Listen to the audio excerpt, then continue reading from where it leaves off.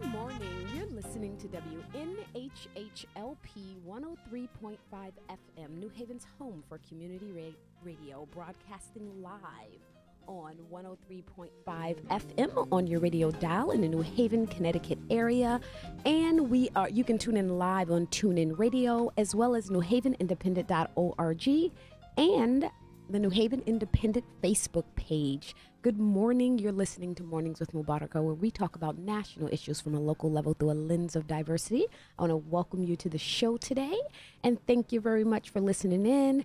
We are having an interesting conversation. We're having a hyper-local conversation about local events, local people, and some really great and interesting things that's going on here in New Haven. With me in the studio.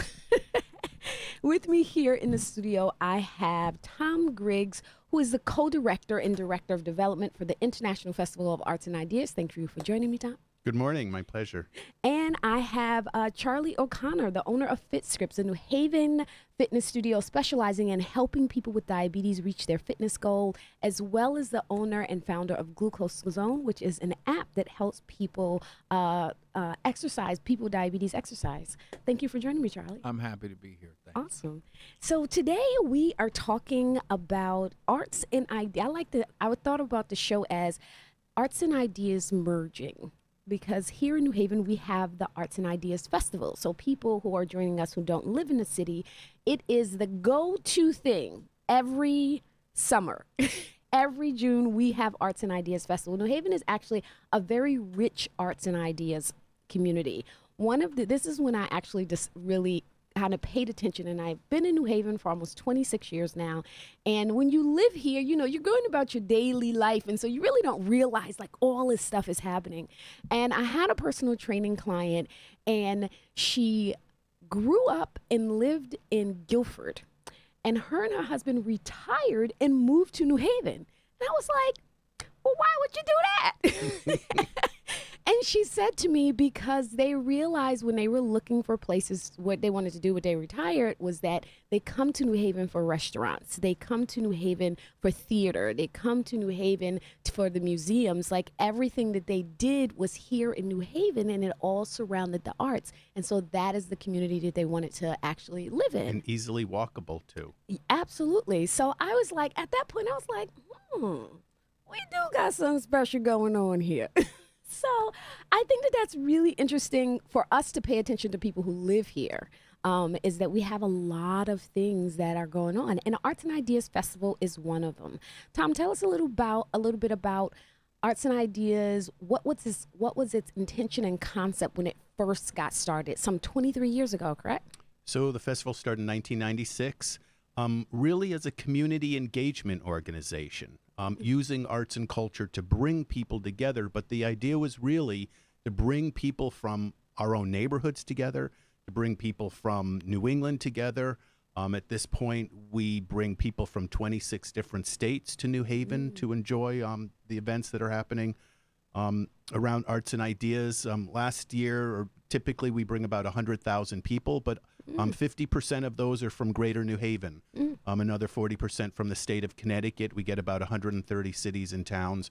So it's really, what I say, it's for people to laugh together, cry together, meet each other, see diverse faces on the New Haven Green, communicate with each other, build trust, bring people back out into parks. We've become a very indoor society, but you lose trust when you're not meeting people. So the community engagement is very important. In 1996, when the 5 academic institutions closed for the spring semester, a lot of the business went away. So there was an economic impact mission of the festival to bring people back into the restaurants and the shops, and then to bring global art to the residents of Greater New Haven. So we have artists from Greater New Haven, the state, New England, but also national and international artists. And in some cases, we bring world premieres, and our audience is the first audience to see incredible performances. Yeah, there's been some really amazing artists that we've seen that come here in New Haven, and to me, it seemed to have expanded each year. I remember when when it first started here in New Haven, and my kids were small, and that was like our field. I was a homeschool mom, so that was like our day trip. We field trip to Arts and Ideas. We would find things, and that was like for the month of June. That was what we did, and it seemed to concentrate a lot on the New Haven Green, but now it has really expanded. Tell us a little bit about that expansion and what caused that. Sure. So we actually use festival as a verb. So we've been festivaling already. We just completed or the Fairhaven community had their neighborhood celebration this past Saturday. We had thousands of people out at Criscolo Park, really focusing on the local talent in Fairhaven. 2 weeks ago on Saturday, we were in the Hill at the Hill Health Center, focusing on the local talent in the Hill. Actually, we finished that day with Manny James on the stage. As you know, the Freddie Fixer Parade has been rescheduled, and the Dixwell Neighborhood Celebration will move to the Green on Saturday the 9th. But we have these hyper-local festivals to really showcase the talent in our community. So tell me about that again. So there was a Dixwell local festival that was going to happen on Dixwell Avenue, and it's being moved to the Green now? Yes. So we collaborated this year. Our steering committee from the Dixwell community collaborated with the Freddie Fixer Parade. And as the Freddie Fixer Parade finished up at the Stetson Library in the plaza, the festival was going to happen from 4 p.m. to 7 p.m. so that there was a family-friendly festival for everyone to wrap up at. And because of the weather predictions, the parade was postponed. We will still have a mini footprint of the neighborhood celebration as part of Freddie Fixer on Sunday, June 3rd. But the main Dixwell Community Festival will move to the Green on the 9th. Now, this is the first year that all three of our neighborhood steering committees asked if they could bring the best of their talent to New Haven, the Green, on Saturday, the 9th. So we're calling that Celebrate New Haven Day. And each of those communities will have artists and performances on the Green and on the main stage on Saturday, the 9th. So we're incorporating the Dixwell Community Festival into that. A lot of those performers were already scheduled to be part of the Green on Celebrate New Haven Day. That's actually really good, because one of the things that I have seen people complain about, and I've seen the festival respond to, is that it not including the community. Right. And now not only are you having the festivals within each area of the community, but you're also bringing them to the Green. Right. So, all right, that's you know, good. we sometimes describe the festival as a tree, and our branches as we grow are our national and international performances. But the tree can only be as strong as the roots in the ground, and that's really our community base, to have really strong roots in the community. It's our neighbors, our community, Greater New Haven, that's made this festival so successful, and we need to include everyone in that. Mm-hmm. So tell me a little bit about the Big Read. So the Big Read, is this a new part of the festival? It's refreshed. The festival applied for a National Endowment for the Arts Big Read grant in 2007, and the entire community read To Kill a Mockingbird. And then the following year, in 2008, we all read Fahrenheit 451. And then we took a break of about 10 years. And the mayor called us and said, we'd like New Haven to be the city that reads. At that point, she'd formed a Blue Ribbon Steering Committee, and she asked the festival if we would apply to the National Endowment for the Arts for a Big Read grant again. You have to apply with your municipal library, so the New Haven Free Public Library is a partner. And that year, we had Junta for Progressive Action as our third partner, and we received a National Endowment for the Arts Big Read grant for the book Into the Beautiful North by Luis Alberto Urrea. And that was last year. And then again last year we applied for this year. And again, we received a grant. We're one of only 75 United States cities. And the book we chose was Citizen by Claudia Rankin. It's called Citizen, an American Lyric. Claudia is actually a resident of New Haven now and teaches here at Yale University. She won a MacArthur Fellowship Award and applied the entire grant, $625,000, to creating the Racial Imaginary Institute, which is an online organization of collecting literature and art. This book also has art in it as well. And our partner this year was Gateway Community College, as well as a few other academic partners. So they started to use this book in their academic curriculum as far back as January. And actually, Gateway was pleased to host Claudia in their current community room on May 1st to meet with all of the students who had read the book in all sorts of diverse classes. It wasn't just literature. They read it in business classes, in psychiatry classes. It ran the gamut. And she came and addressed some of their questions and issues. Claudia was also the recipient of our 8th annual Visionary Leadership Award, which we held on March 8th. And a community group got to hear Claudia speak about the book at the Omni Hotel. So for people who have not read the book, like myself, and had to Google it, Claudia Rinke's book, The Citizen, is a book-length poem about race and imagination. This is a very timely topic. Very timely. And so this was back in January. And it seems like in the past you've had very diverse books. What is the process of actually choosing the book that you're going to focus on? So there is a committee. I think at the festival we have lots of committees. Our partners this year, besides Arts and Ideas, was the New Haven Free Public Library, Clara Agba, the librarian at Gateway. The New Haven Public School System is very involved. In fact, they had many high school classes read this book. The Word, Hanifa Washington, Kevin Ewing at Bow Bow Tree Studios, Citywide Youth Coalition, the Institute Library, and this year the Jewish Community Center joined in. And that was actually the group that went through the NEA selection for next year. I can say on June, after the festival, we'll have good news about an announcement for next year for the National Endowment for the Arts. It's embargoed right now. But that committee looked through the selection, reflected on what's important to this community. Because the New Haven school system is such an active part of it, and we know that we'll get high school students to be a part of reading this book, they look at titles that would range from high school students through 103. And what this allows us to do is have platforms for conversation throughout the community. So there's book clubs throughout New Haven, even in Woodbridge, some of our suburban communities. We have dinners and dialogue. Charlie will talk a little bit about the Disparities of Health panel that we have, but it gives the entire community a platform to talk about a specific topic that we all have a commonness to through the book and in a respected platform of discussion. In fact, our high school students, we have festival fellows, will be using this book as their town hall forum on Thursday, June 7th at the New Haven Free Public Library. And that's a town hall run entirely by our high school sophomores and juniors, but they'll be using this book as a neighborhood discussion for people to come and talk about race relations. So the Big Read is a series of events that lead up to the festival. Yes. So on our website, you can go to artsidea/Big Read. There's over 30 different events that will be happening through all around this book.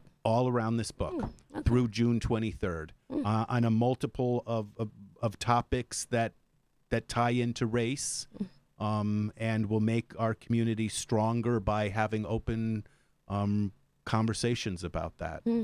If you're just tuning in, you're listening to WNHHLP 103.5 FM, broadcasting live from downtown New Haven. We are also streaming live on TuneIn Radio and newhavenindependent.org. You can find our live Facebook feed on New Haven Independent Facebook page is where you can find us. And today, and you're listening to Mornings with Mubarakah. And today we are talking about the Big Read and the events that are surrounded around it, Arts and Ideas.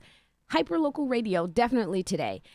We in New Haven obviously are ready to have some of the difficult conversations about race, and it is every day there's a new situation that comes up, but it is certainly intersectional, and one of those intersects is health, and that is the topic of the event that is coming up. Charlie, tell us about the event at the Stetson. Yeah. So first off, Mubarakah, thank you for inviting me to be here this morning. great to hear about the amazing things that the Festival of Arts and Ideas is doing. And I really enjoyed, side note, the Whalers last Yeah, summer on the absolutely. Green. That was really The cool. Green was jamming whoever's- that night. Whoever's following that one up is going to have a tough act to follow. Yeah, and the year So- before that was George Clinton and Parliament no, Funkadelic. I was there too, and yep. you know, so it's awesome. And I really am hopeful that the Festival of Arts and Ideas can continue to be a beacon and attract talent, attract ideas, attract futuristic thinking, and certainly be a place for challenging conversations. Which that's what our role. FitScript's role, and we're honored to be a part of the big read. And it was interesting to hear the background there. I am really happy to. I think it's very important that in 2018, any literature that is shared and discussed really does have to be relevant. And in hearing the first two books that were selected, To Kill a Mockingbird and Fahrenheit 451, which are very important books. But the bottom line is those are different times. And it's very hard for young people especially to relate to the context of those books because it's different times. They're talking about different events. And what's clear to me with this book, Citizen, is this is about right now. You know, the scenarios and the situations that are lyricized in this book are fresh on the mind of everybody, you know. I think that's very, very important for engaging young people especially, but just generally speaking, engaging the whole population. So our participation in the big read is using this book, Citizen, which I would really encourage everyone who's listening, read this book. It's a quick read, but I'm going to warn you right now, it is not an easy read. And here's the reason why. This book articulates social dynamics that are happening in this country on a day-to-day basis that, and I'll speak as myself, so I'm a white guy in my late 30s. I'm Ivy League educated guy. I had no concept or ability to see what was happening to other people in common social situations. I'm gonna use an example. So we all are aware of what's recently happened at Starbucks. Okay? And the coverage of what's happened at Starbucks has made it clear to me that my experience walking into Starbucks is a very, very different experience than some of my African American brothers and sisters. Okay? And the reality is very, very hard for me to see that. I don't have that quick lens. question. So, because this is a really interesting conversation. Yeah. Is this something that you were just completely oblivious of before this situation happened? 100% oblivious. So this is why this book is so important. Okay. And so using Starbucks as an example, when I walk into Starbucks, I'm definitely not catching looks from the help. And the fact now that that's been exposed as something that is apparently a very, very common experience, okay, that's shocking to me. That is a truly shocking thing. And it's impossible for me to empathize with that without knowledge of it. Okay? And so what's interesting about Starbucks is more or less Starbucks is a public space that is a common denominator for social experience, right? Basically, everybody drinks coffee. And Starbucks is one of the main places where you go to get coffee. For there to be such a different experience for me to go get coffee for somebody else, that's shocking and it's hard. It's really, really hard to acknowledge that. And so why do I bring that up? Well, this book, Citizen, tells stories of experience in common social situations from a different lens, the lens of color. And the lens of color, the experience of color is obviously different. But I had no way to actually connect with that because I'm not seeing it through that lens. Mhm. And we all learn through experience, Mm. right? And I'm a fairly uh, empathetic person. And what was shocking was how little I was able to even see these things happening. Okay. Mm. So why do I bring that up? And what does this have to do with health disparities? Well, it's very clear now to me, having read this book and then taking into consideration other things that are more nationally present, like the thing at Starbucks, that the experience in the healthcare system is different. Mm. It is different for different people coming from different ethnicities, coming from different languages, coming from different cultures, coming from different ages, coming from different races, and coming from different sexes. And that is what our participation in the Big Read is about. Is so we have this book, Citizen, which tells stories of experience, okay, that are quite frankly, when you read the book, it's uncomfortable. It's uncomfortable to hear how racially tinted these experiences are. And now, what we've done at FitScript, because we've been tasked with this challenge of talking about healthcare disparities, okay, and microaggressions, okay, and kind of right below the surface, racially based different outcomes, Mhm. and applying that to healthcare, which healthcare is a universal thing. Okay, everybody, whether you're black, white, or whatever, has a need for healthcare. And to now see that not only are there these anecdotal shared experiences, but then the actual data. Mm. The data, when you actually look at the empirical data, all of the data actually reflects this enormous disparity in healthcare of experience. Mhm. And that experience starting with walking in the door. Mhm. And that ultimately, I think, is something that is very, very important that we as a little microculture here in New Haven, which I do think New Haven is socially progressive. I think that New Haven, for the most part, is very inclusive. And I think that New Haven has all the challenges that come along with being inclusive and socially progressive. I refer to New Haven as a little big city. It's a little big city. Little city, but we got It's a big little city big issues. city with big city problems, Yes. you know. But so the thing is that there's a famous Mark Twain quote, Mhm. and the Mark Twain quote is travel is fatal to all prejudice and racism. Mhm. Okay? And that's totally true. Absolutely. Okay, as soon as you travel anywhere, all of the kind of stereotypes, prejudice, whatever misconceptions you have about a place go, conversations have the same effect.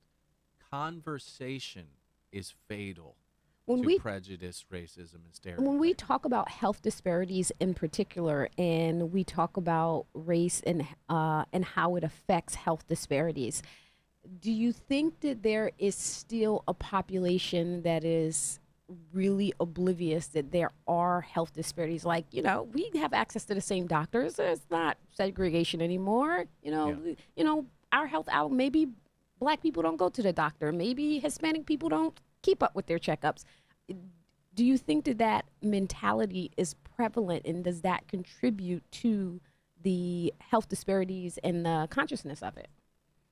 I think 100% the answer is yes. Yeah. And so this is why this book is so important, and this conversation is so important, because the answer is yes. So, you use the term, well, black people don't go to the doctor. Okay? Well, it's very, very easy to blame black people for not going to the doctor.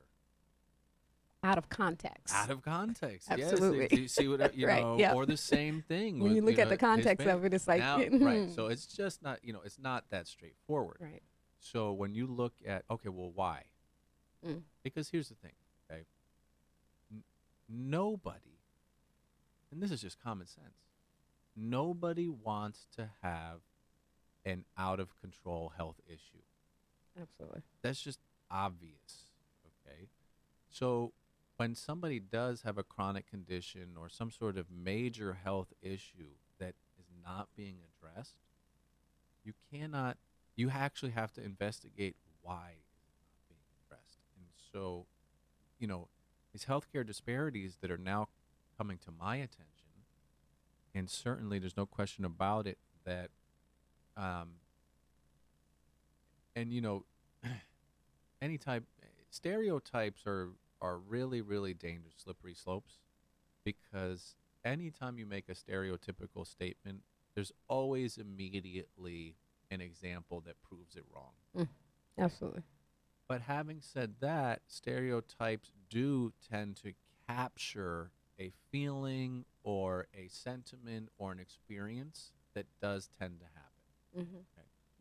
So, stereotypically, I think that it is true that generally speaking, uh, white people have no clue about the microaggressions and the actual different experience that a person of color experiences the moment they walk into a hospital or emergency room or clinic. Mm. It is actually a different experience, starting with the actual intake process, then followed up with the interaction with the nurse professional class, and then the doctor themselves. Hmm. Okay? It is actually a different experience. I think And that's hard. That is hard to understand. one of the good news about things that are going on in New Haven in particular that really try to address healthcare disparity is Yale New Haven Hospital is actually one of the nation certified hospital for patient and family services, and the Institute of Patient and Family Services is an institute that certifies hospitals, and they actually look at everything from the patient experience, from when you go into the doctor's office to your follow-up treatment. And it isn't about like, oh, how many people have insurance versus not have insurance. It really is about the experience of the patient and so for example, some of the things that has changed as at Yale, being a patient, and I, in full disclosure, I'm a total fan because I was the co-chair of the committee, but full disclosure. uh, it changes the experience. So if, for example, takes things like it removes visiting hours, right? So actually Yale now has removed visiting hours. And the reason why that happened is because they try to take in consideration that everybody doesn't work a 9 to 5. Maybe you can't get to meet there to visit your relative until 11 o'clock at night. And they actually found that it was actually more helpful for the staff because they wasn't overrun by everybody coming in at the same time. They actually got more help in other things. And as we look at everything from the experience of women, the experience of cancer patients, the pediatric, each area of Yale New Haven Hospital has its own patient and family service committee that is a combination of patients and staff to look at every single aspect. So my role was co-chair of women's services, and we looked at everything from how do we make mothers more comfortable? Do we need to put a volume limit, a night limit? And how do we get the staff on board for all of the things? So, but the interesting thing I think about, again, talking about just the intersection of race, particularly in healthcare, is that we're not just talking about discrimination against Black people or discrimination against Hispanic. There's also an economic disparity and discrimination. So one of the stats that I found was socioeconomic status matters, definitely. Lower income households are 3 times more likely to die from anything than a household that earns more than $115,000. So your zip code is more important than your DNA code. And where you live and how much money you have, and that is going to dictate how much access you have. And so it changes the conversation. A conversation that I've had recently with actually multiple people is the discrimination just against obese people, right? They go to the doctor and everything is around, my toe hurt, it's because you need to lose weight. My shoulder hurt because you need to lose weight. My eyesight is getting blurry. Well, have you considered having to go on a diet and losing weight, right? And so there's a type of discrimination just against people because they're overweight. And I think as a community, when we have these conversations, which I think is so important to have it on a local level, is that is where we can impact change. So we can have this on a national level, like the Conference for Institution and Patient Family Services, but having it on a local level is really where we institute that change. So that's one of the reasons why I thought it was really, really great that this event is going on. And we should tell people that the event is today, correct? No, so the event is next Wednesday. Next a week Wednesday. from today. A week from today, okay. June So we would 6th. encourage Okay. June 6th. It's in the evening. We would encourage anyone and everyone who's interested in participating in this dialogue. We have an amazing panel of very, very well-respected and seasoned healthcare professionals that are representatives of Yale New Haven, of Fairhaven Health Center, of Yale University. And we certainly would encourage anybody to come out and participate. I love your example, Mubarakah, about obesity, because that's something that you wouldn't think of. Okay, if you're not struggling with obesity, you wouldn't really think about that. The other thing you're bringing up is the notion of false choice. Okay, so a lot of times outcomes are put in the context of, well, you made a choice. Okay, and the reality is that a lot of that's a misconception, that you're talking about false choices, because if you have to choose between picking up my prescriptions or paying for my kids' summer class, Yeah. what choice are you going to make? Yeah. Generally speaking, if you have to make you have to make a decision between paying the copay for the doctor's visit or getting your medicine. getting your medicine. Yeah. There we go. So Right. now we're talking about these, it's not so straightforward. It's not just everybody making bad choices. You have to put yourself in other people's shoes. That's what's challenging. That's what's particularly challenging about this book, Citizen, is it forces you to put yourself in other people's shoes and experience a common social situation from a different perspective. And it really is thought-provoking. And I do commend the Big Read for choosing this book. I think that it's wonderful that the Festival of Arts and Ideas have basically embraced something challenging like this as a way to basically stimulate conversation and talk. The more we can talk, there's no question about it, the better everybody's going to be. Let me ask Tom. Tom, what are some of the feedback that you've had from the event so far around this book? So I'll refer to a comment you started. The book's 160 pages. I read it on the train from New Haven to Grand Central, and then I went on my way. But we get to have a conference call with other cities around the country that have used this book for discussions as well. And we learned that my experience of reading it as a white man is very different from other people's experiences. African Americans my age can't read it through in one. They have to put it down. There's very painful parts. They need to absorb it. They need to think it through. Pick the book back up, read it for a little while, put it back down. We'd learned that younger African Americans, it's not as quite a painful experience as older African Americans, but we each read it differently based on whether we've experienced these or not. And so to learn that right up front in the discussions helped us describe what some of these discussions would be. We've formed dinners and dialogues at the library encompassing other issues, racial healing, young people and race, building other subtopics around this.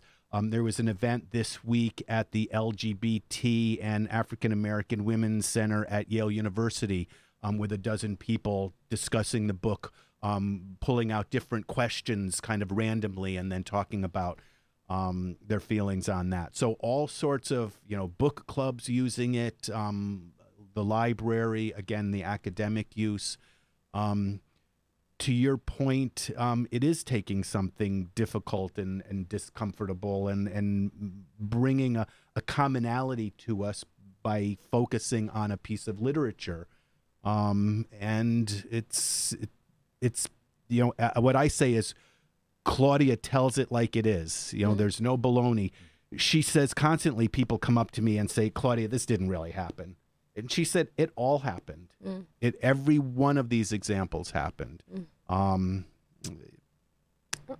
So it's been the really a good discussion in all of the circles. Having it and also I think what's really interesting is having it in different circles. And young people and in the high schools. Again, our high school fellows, there's 14 of them. They see these topics differently than older generation. So there's intergenerational discussions as well. And again, I want to remind everybody that you can actually attend the discussion at the Stetson Library, Health Disparities and Race Panel discussion on June 6th from 6 p.m. to 8 p.m. There is an esteemed list of panelists. One of them actually was my public health professor at Southern, Dr. Evans. Dr. Evans is awesome. She's an assistant professor at Southern Connecticut State University. Dr. Marin Lattimore, Deputy Dean and Chief Diversity Officer at Yale School of Medicine. Dr. Doug Olson, Vice President of Clinical Affairs at Fairhaven Community Healthcare. And Dr. Levita Robinson, Internal Medicine at Cornell Scott Hill Health Center. Make sure I said that right. Yes. We're fortunate in this community to have such special absolutely panelists to be able to put this together. Absolutely. We are definitely not in lacking of the voices. And the Charlie, views. I think your company focuses on diabetes, and that is an issue that affects different economic populations, different diverse populations. I mean, there are true stories about how people are treated differently with diabetes. I think your story is even a story about diabetes, isn't it? Absolutely, yes. So, diabetes is the perfect example of a condition where there is an enormous spectrum of disparity of care. And it's impacted by your zip code for sure, but it's also impacted, no question about it, by your body weight. How you are treated when you walk into the doctors there is an immediate judgment. Because here's the thing: nobody wants to have diabetes. There's a this is like, here's the thing: nobody wants to have diabetes. Nobody deserves to have diabetes. There's this false narrative out there that basically, the choices you make, you made bad choices, you have diabetes. Well, guess what? 100 million Americans either have diabetes or are at high risk of diabetes. It is statistically impossible for 1/3 of the entire population to be doing something so different from everybody else that their choices led them to develop this terrible condition. Okay, that it's not the case. Okay, so that number one is important to acknowledge. Now, when it comes to actual care of diabetes, there's no question about it that depending on your economic status, your sex too, because this is another big thing. There's a disparity between how men and women are treated, the options that are presented, the support that's made available. Language is another one. I have to do a huge shout out to the Fairhaven Health Center, which for years now has been providing something called Diabetes Prevention, which is a nationally recognized curriculum for diabetes management and prevention that's done 100% in Espanol, okay? Which right then and there, that if you are talking to somebody and their English is their second language, okay, immediately now they are going to have a disparity in healthcare if they're not communicated to in their native language. Absolutely. That's a classic example. Then you follow that up with the actual treatments that are available. Okay. And I'll use a really, this is probably the most relevant. Okay. So I have diabetes myself. Okay. I wear something called a continuous glucose monitor. The continuous glucose monitor, you can't see it. It's on my arm right now. It's about the size of a quarter. This has eliminated the need for me to test my blood sugar with finger pricking, which is a really, really challenging, onerous burden of people living with diabetes. Okay. The copay for that service is $70 a month. Mm. Okay. If you have insurance. If you have insurance. Right? Now,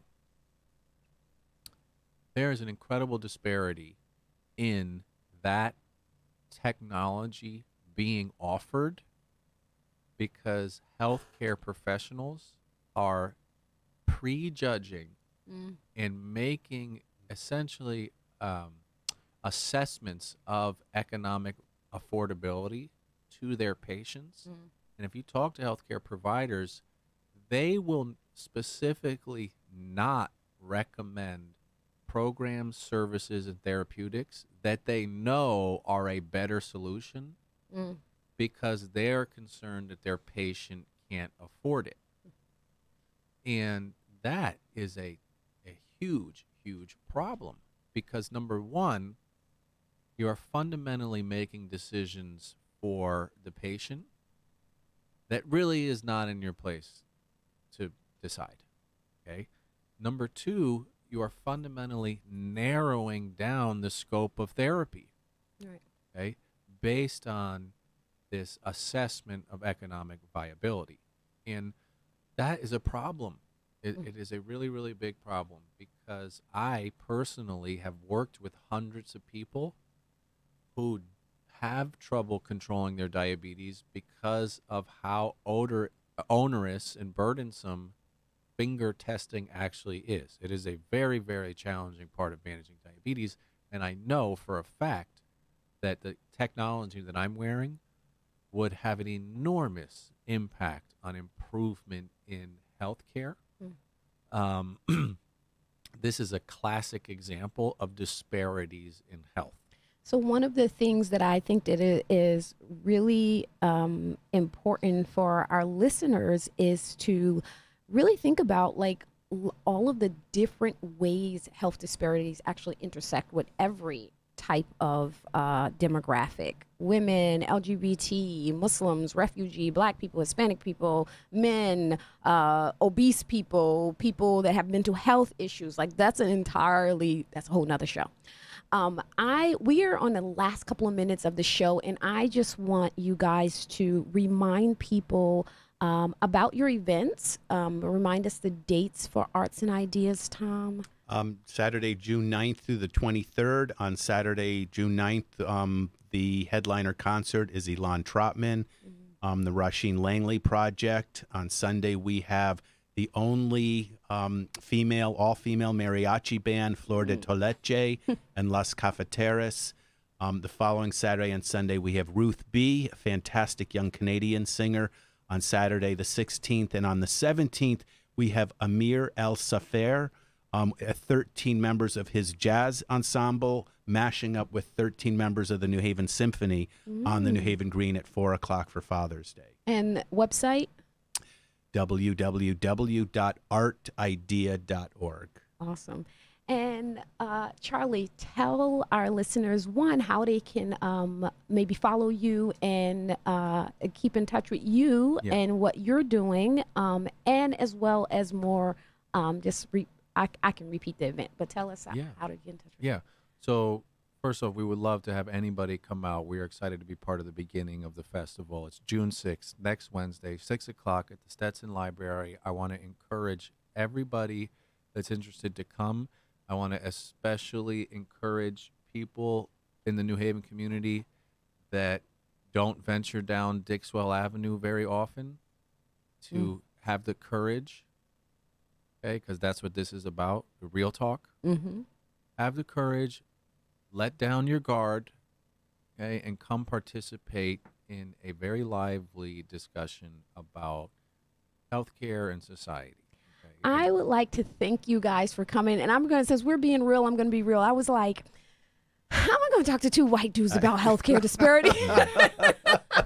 But it was a very intriguing conversation, and I really enjoyed it. Thank you so much for joining. I did too. Thank you. And thank everybody for listening. This is Mubarakah Ibrahim. You've been listening to WNHHLP 103.5 FM. And I remind you, as I do every week, go about your week and be a voice and not an echo. All right, thank You're welcome. Thank you.